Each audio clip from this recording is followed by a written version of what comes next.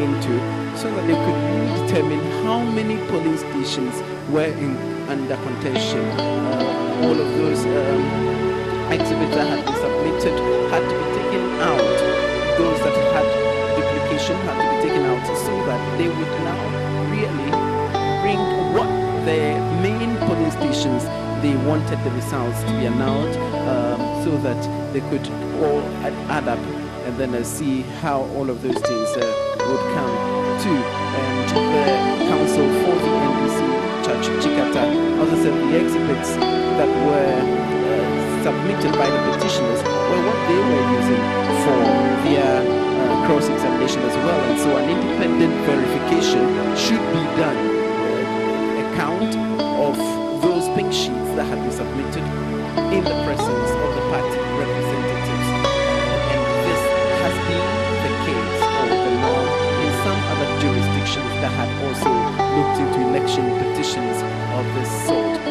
There was an agreement, there was consensus over some sort of counting or auditing, but as to what mode it should take, that was what really was the thorny issue that they had to now agree on. At the end of it all, the judge on the bench decided that there was a need for that sort of counting or auditing, but they must agree on who should do that independent verification.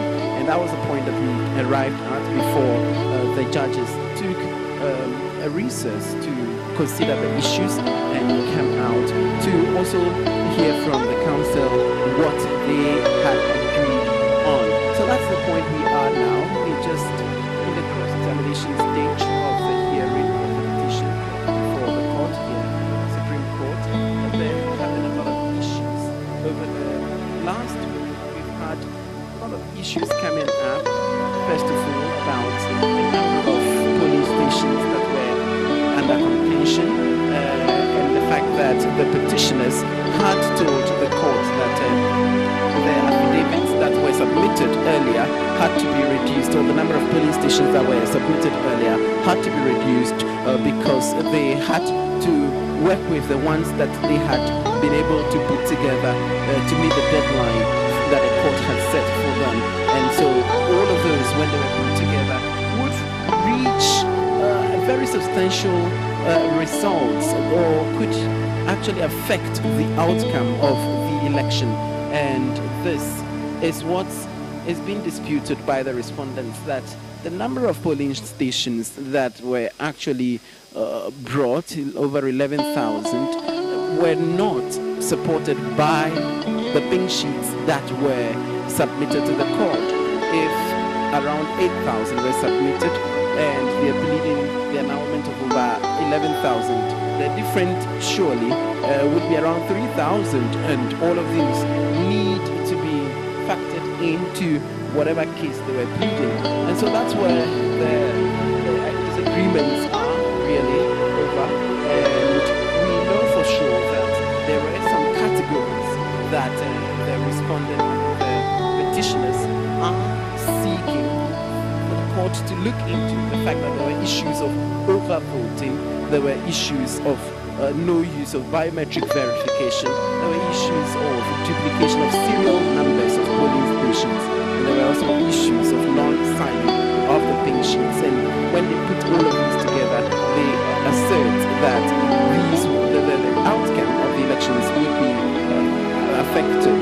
And so that's what the court needs to prove.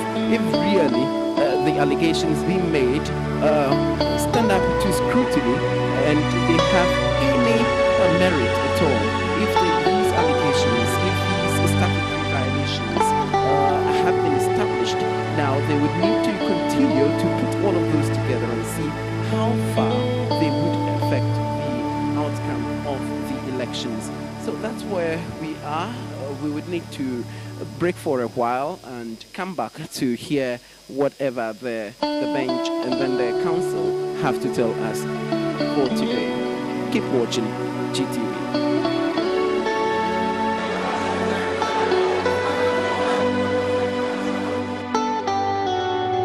.7 Radio with a difference. Unique FM.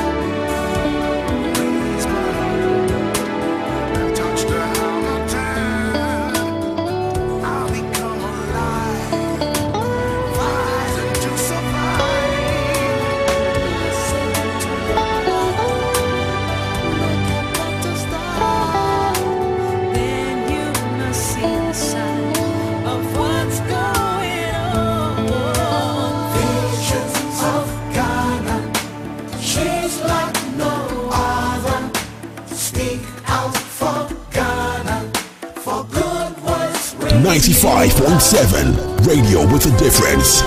Unique FM.